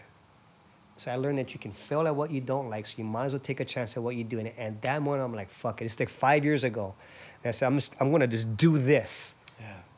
And I did. I took the NLP trainings. I took a 1-year-long coaching program. And in that first year, it said, I'm going to fill my cup so I can help other people from the overflow. Hit 6 figures as a coach, took more trainings, got 2 more coaching certifications, manifested an opportunity as a lead trainer for a coaching company to go out and certify other life coaches. So now I'm like certifying life coaches. I'm coaching high-end clients, right? I'm traveling the country now, twice a month, teaching groups of people all over the country, doing what I'm supposed to be doing with my life, and getting compensated, feeling good, making multiple 6 figures. Say what right? you just said before, two sentences ago, because that's the key element right there. Doing what I love to do. You're doing what you're supposed What's to supposed to be doing. And so it was beautiful, man. I'm like doing this thing. And again, everything is going great. Everything is going great. So then I'm like, but what is my next level, right? What is the next level? And I knew I'm getting these visions that there's more to it than this company that I'm working for.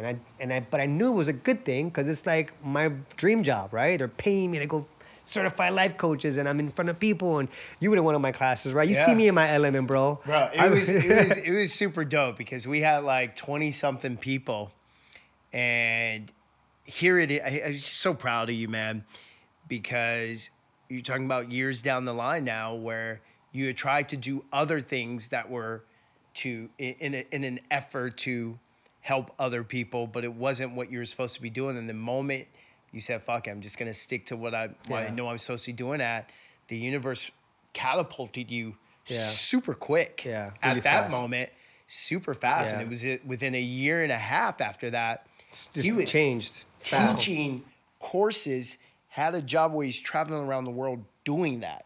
Well, not around the world, but around the United States. Yeah.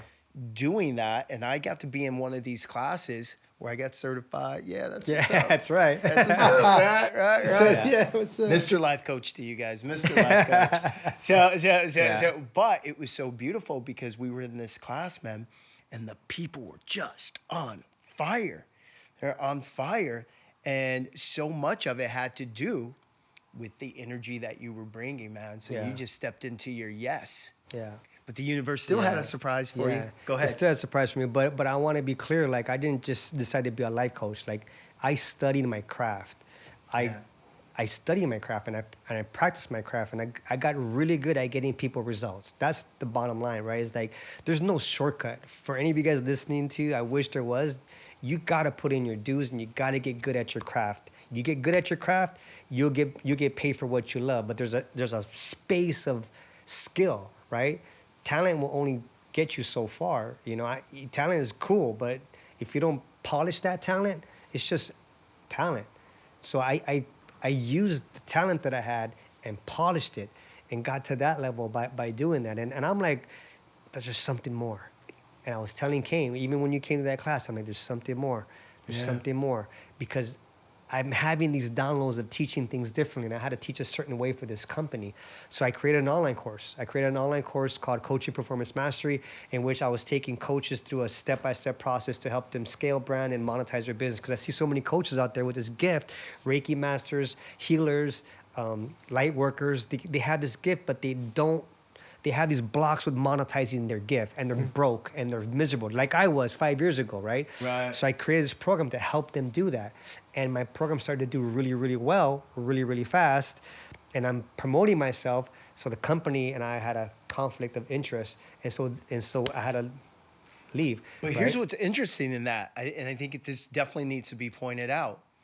You were doing what you wanted to do, but I remember flying back on the plane with him, Joey. We were flying back from Miami, and he said just what you said. You were like, I love doing this. I love doing this because he's teaching classes. He's training coaches. He's certifying coaches. And he's putting all his heart and soul into it. And he's blessing these coaches and giving them these amazing tools. But he said, I'm supposed to be doing more, man. I'm supposed to be doing more. And if I create this program, man, you run in it, come check it out with me. I was like, bro, you're doing it. I'm in it. You're doing it. I'm in it, man. He goes, okay, I think I'm supposed to do this too, man. And within 2 months, tell him what happened. Yeah, I just blew up the program. This did so well.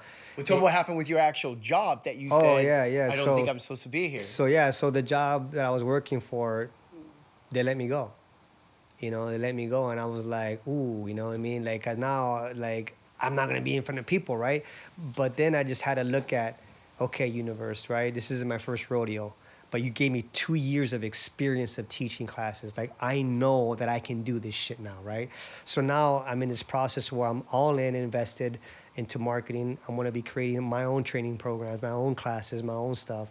And it's just the next level, right? And it's just, that's where I'm at right now. I'm at this place where I'm like digging deep and going like, let's go. Right. Let's go, right? You're already certifying coaches. Yeah, That's what he does, for a living. ICF certified. I've certified thousands of coaches and coach people one-on-one. And there's an art to coaching that most people do not understand. It's not advice giving. This is conversation. When I'm in a session or I'm in a class, it's a whole different approach that you use. And there's an art to it. And it's the art of bringing out what's inside of somebody, and without them realizing that you did it. That is really the art, is how do you have a conversation with somebody? How do you do a class with somebody in which they wake up and they get the credit for it, and you don't get the guru credit for it? Because it's not about me, right? It's about them. And if it's about me, then they're gonna always need me to give them that. So my goal, my clients, is for them to never need me, right? For my students to become leaders themselves. So my vision is to create leaders that go out and impact other people. I'm clear with all my past. So which leads to this, where we're at in life right now, I'm fucking excited, man. So many people are scared shitless.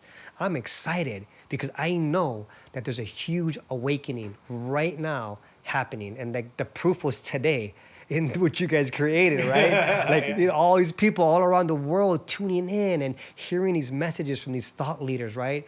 And spreading this, like Sue Morter was talking about, right? What our shift is affecting people. My mindset is affecting somebody across the planet. That whole butterfly effect is fucking bomb, right?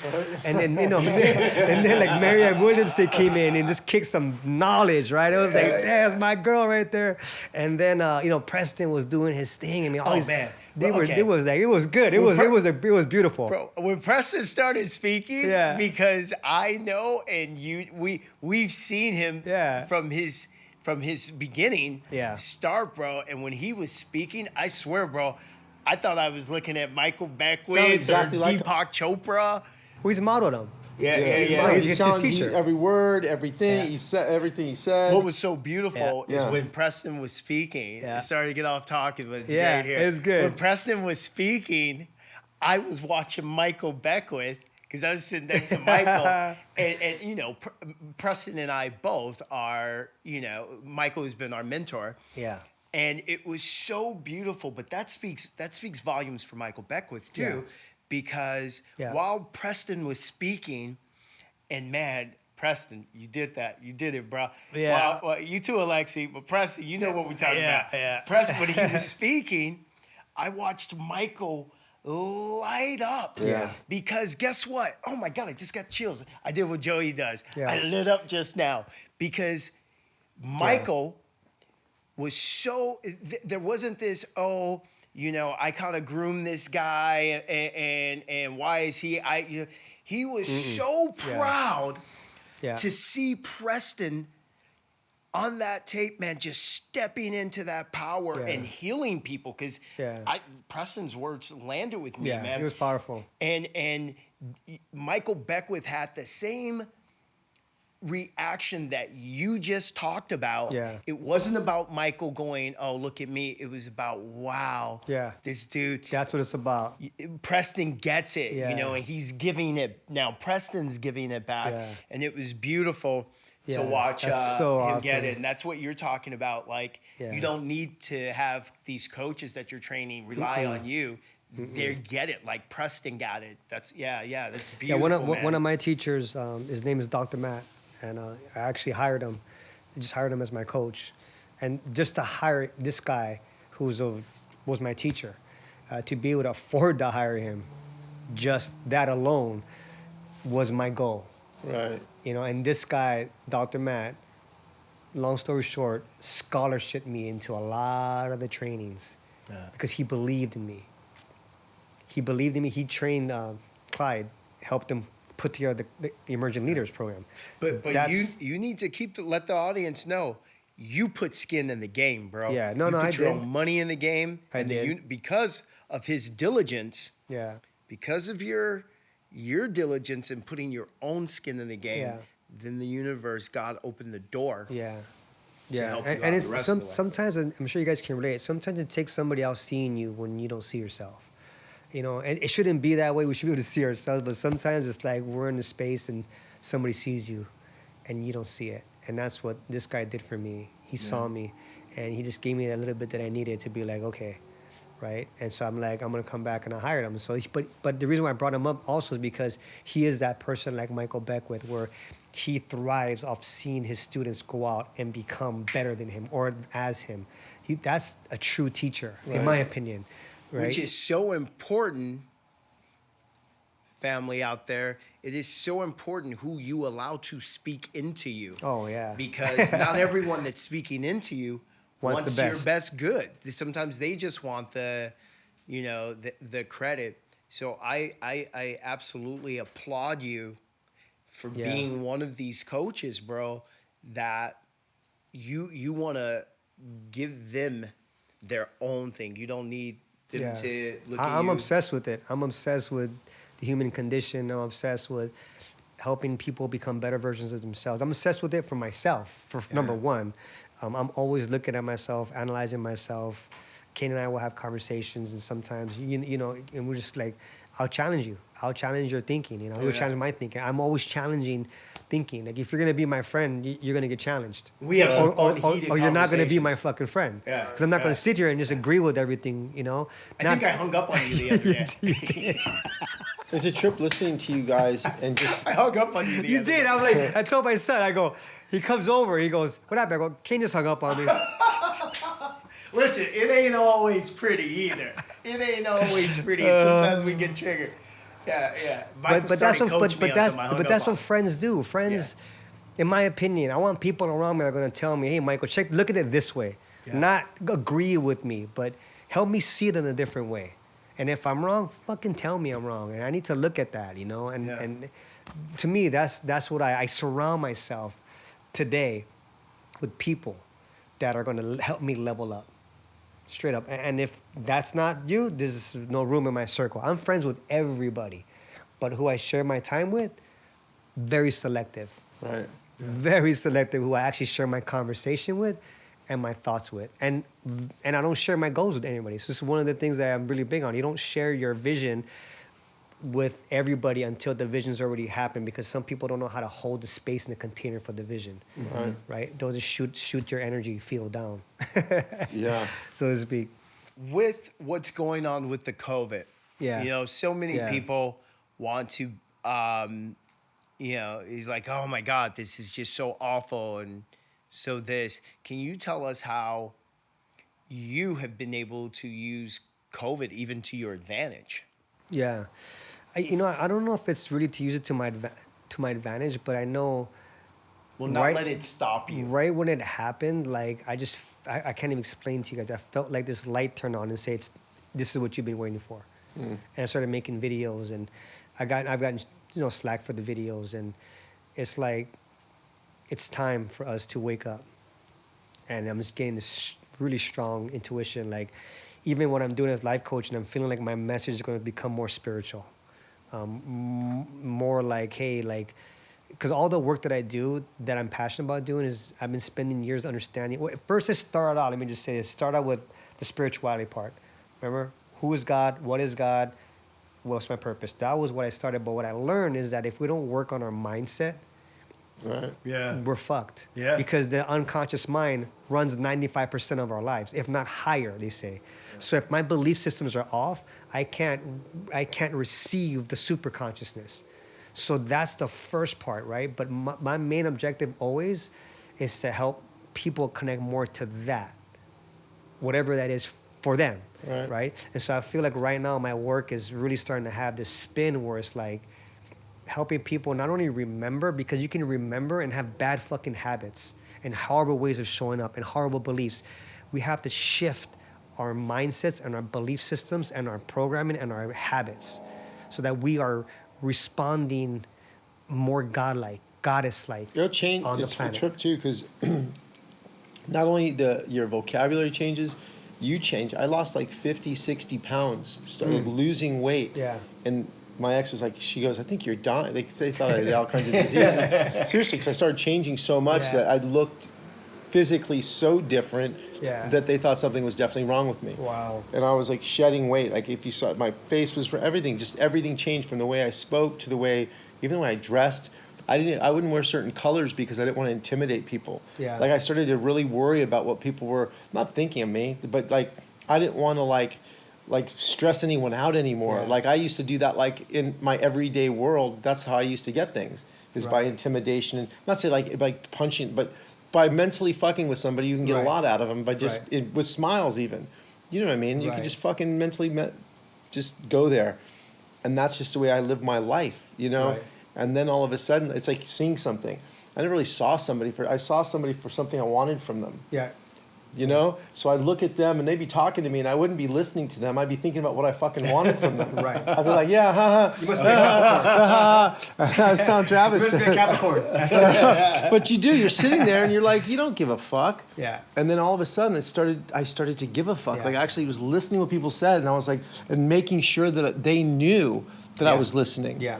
And I don't know why it was so important, but then it just made me feel like I was connecting to myself almost, you know, like starting to understand that connection, that maybe it's that oneness. I'm like, blah, That's blah, so blah. cool, Oneness, my fucking ass. And when you're But listening to it's people, real. Joey, and you're feeling like you're connecting, and you know they're listening, they're hearing you, how does that make you feel? Oh, it changes the whole, stop. It just, look at it changes the whole thing.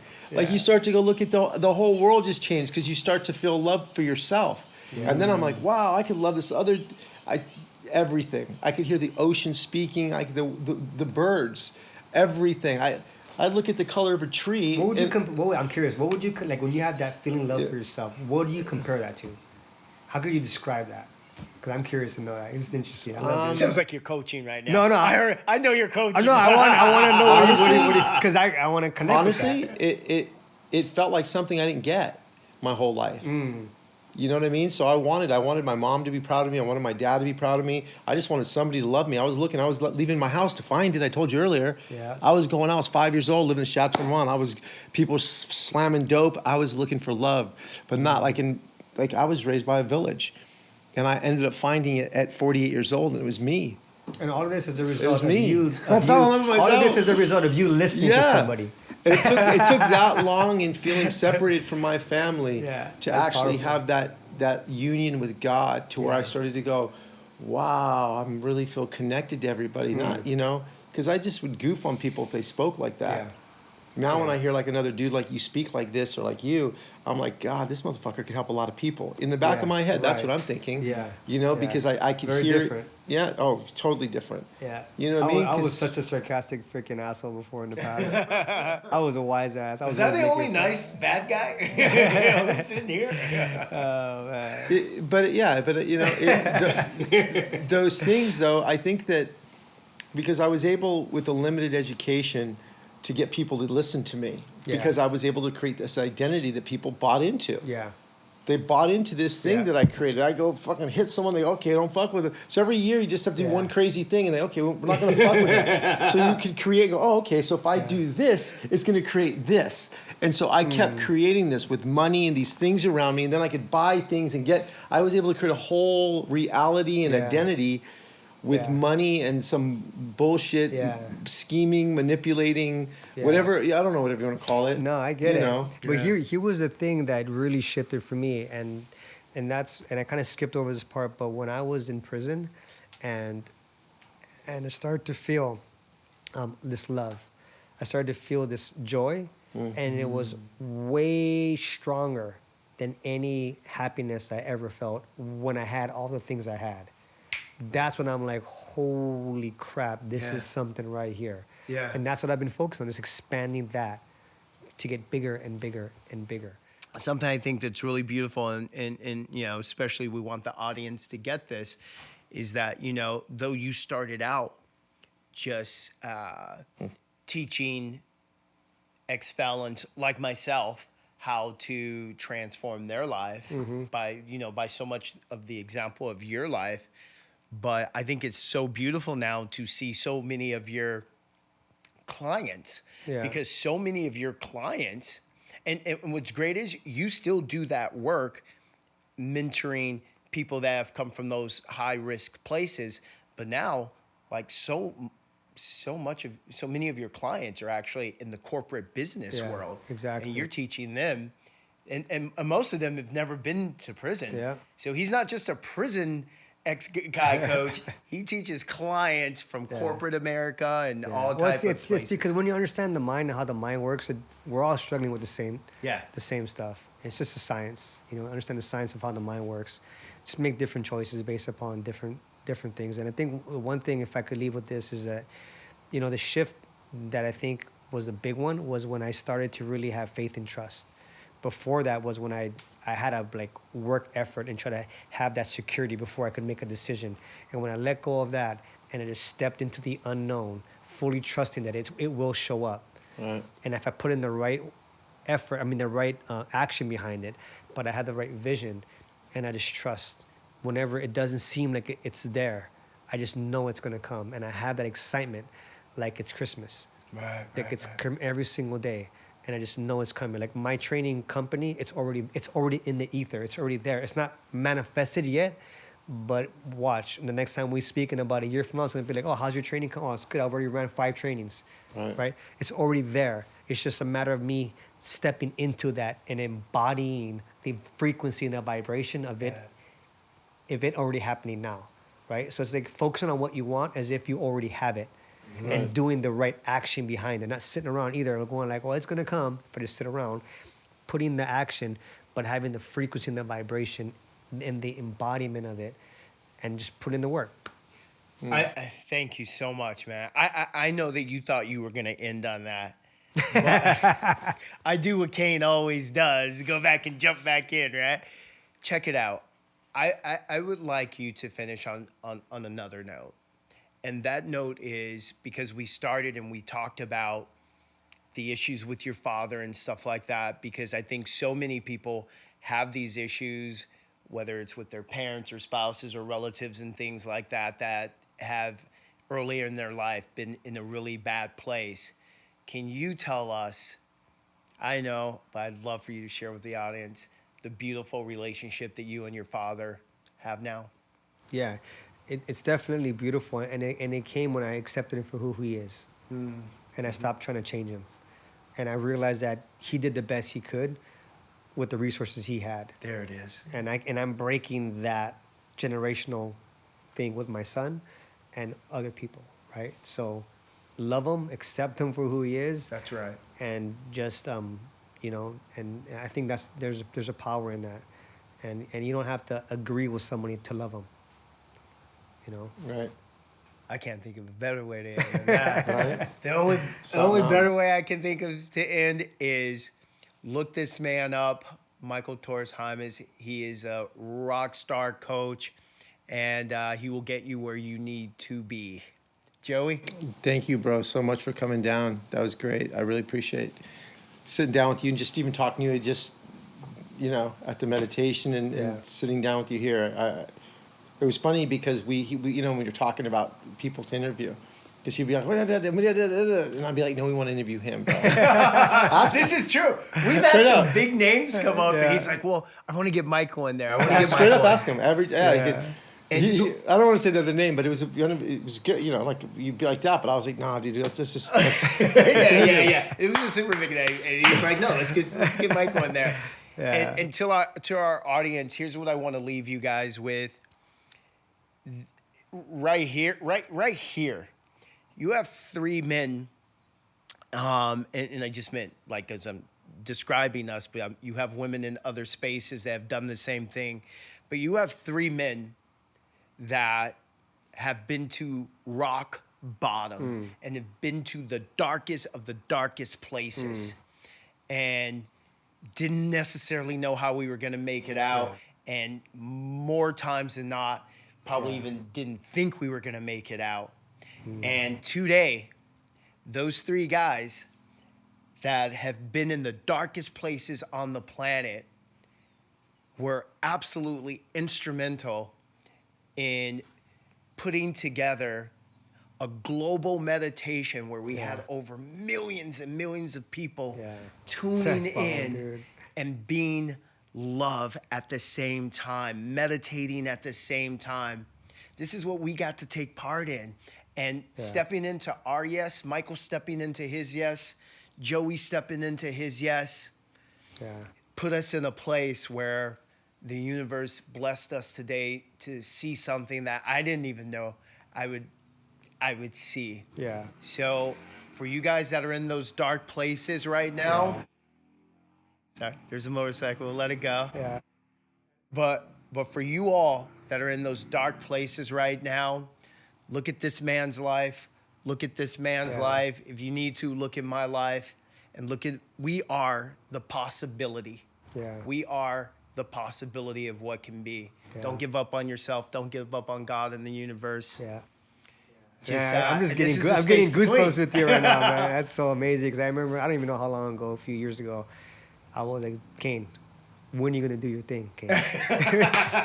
You're like, yeah. Kane. No, Kane. When are you going to do your thing, Kane? That's what's up. You're like, yeah, Mike, I gotta do this. I'm like, and to see you here, bro, and what you two are creating and what you created and are going to create still.